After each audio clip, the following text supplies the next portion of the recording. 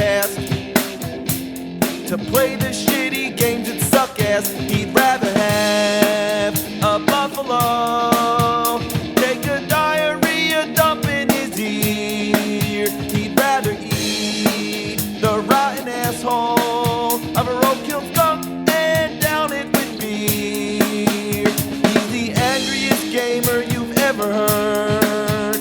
He's the angry Nintendo nerd. He's the angry Atari Sega nerd. He's the angry video game nerd.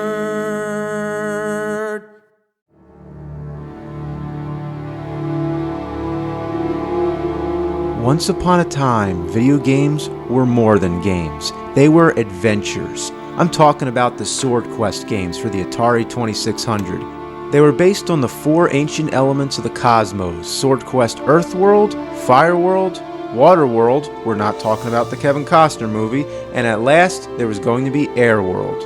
In these games, the player navigates through a series of mystical chambers in search of hidden treasures, but you weren't just playing a game, you were on a real adventure searching for real treasures. Atari was giving out prizes, and we're not talking about cheap plastic little things you get from a McDonald's Happy Meal. No man, this was real stuff. Here's how it worked. First, you'd have to buy the games, which all came out one at a time. If you became a club member, they'd mail you a t-shirt along with the games as soon as they got released. Not to mention, each game came with a poster and a DC comic book. The games were all about finding clues, so you'd write down all the clues and send them to Atari. Those who found the most would go to Atari headquarters to compete in the finals. Here they'd have custom-made versions of the game, which the players had 90 minutes to finish. Whoever finished first would win the prize. The winner of Earthworld got a talisman made of 18-karat solid gold studded with 12 diamonds and the birthstones of the 12 zodiac signs. The winner of Fireworld got a chalice made of platinum and gold studded with diamonds, rupees, sapphires, pearls, and green jade. The winner of Waterworld would get a crown made of gold decorated with diamonds, rubies, sapphires, and aquamarines. The winner of Airworld would get a Philosopher's Stone, a large piece of white jade encased in an 18-karat gold box adorned with emeralds, rupees, and diamonds. Damn. According to Atari's advertising campaign, these prizes were valued at $25,000 each. But that wasn't all. The 4 winners would come back for one final competition, and the winner of that would win a jewel-encrusted sword with an 18-karat gold handle and a silver blade covered with diamonds, emeralds, sapphires, and rubies. The sword was valued at $50,000. In total, that's $150,000 worth of treasures, and this was in 1982 and 83, so you can balance that out. Not since the medieval times have I heard of a treasure quest of this magnitude. It gets you really excited to play the games, so that's what I call a promotion. You be wearing your Sword Quest t-shirt with your comic books and posters, drinking out of your gold chalice with your crown, Philosopher's Stone and sword, and not to mention your Sword Quest video gaming cartridges exclusive from Atari. Well, too bad the contest is all over, so there's not much point in playing the games today. If you picked up one of these games right now with no instruction manual and no explanation, you wouldn't have any idea what to do. Every time you go to the next room, it sounds like an explosion. That's what's so great about Atari. Something as simple as going through a door is an event. Every room's a different color, and there's no end. It just keeps going and going. If you look at the manual, you'll see that each room represents a sign from the zodiac, and if you keep moving, you'll come around full circle. But there's only so many colors, so it's easy to confuse Aries with Libra or Capricorn with Leo. Each room has a hidden chamber where you find treasures, but sometimes before you get to the treasure, you have to pass through a nuclear waterfall or jump on laser rafts.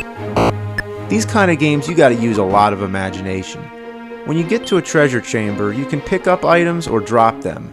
By putting the right combination of items in a certain room, you'll trigger a clue. Whoa. Now what could that mean? 16:4. The comic book. Page 16, panel 4. I don't see anything. Oh. Wow.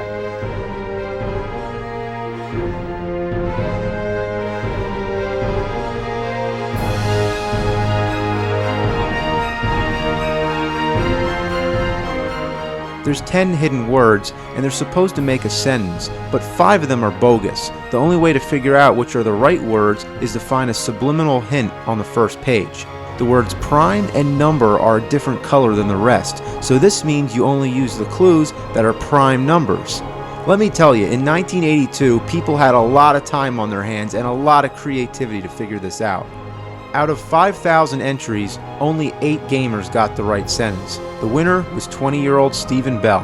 Good work, man. The second game, Fireworld, was basically the same principle, except this time the rooms are laid out to follow the Tree of Life. The only things that are very different from the first game are the action sequences. What are we doing here? Hitting birds with a pole? Throwing knives? Now you're actually steering knives into a turkey club sandwich. This part, you're like a black eagle shooting bullets at snakes, all with glorious Atari sound effects.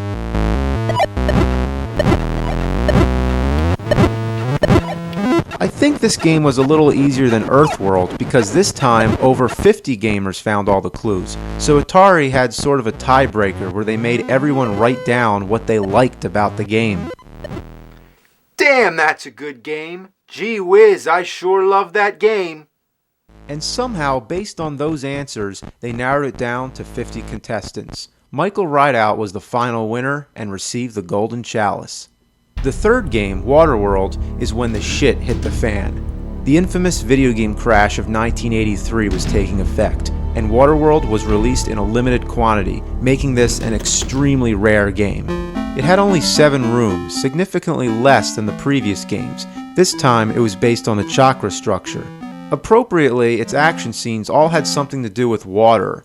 Either you're trying to swim around sharks, dodge squids, or hop on icebergs.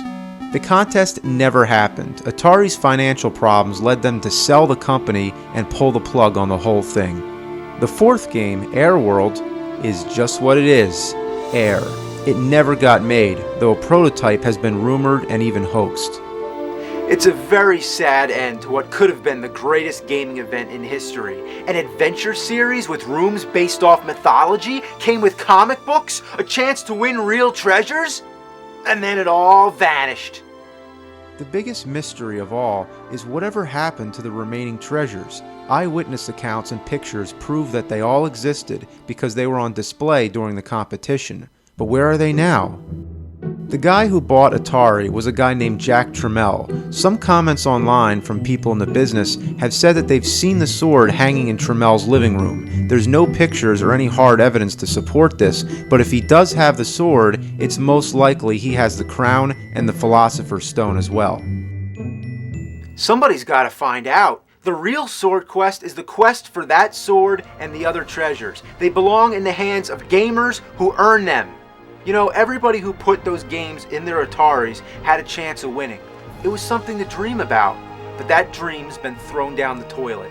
It's 30 years later, but I say the contest must go on. Finish the last game. You can't have earth, fire, and water without air. The balance of the cosmos must be restored. The true bearer of that sword must be found.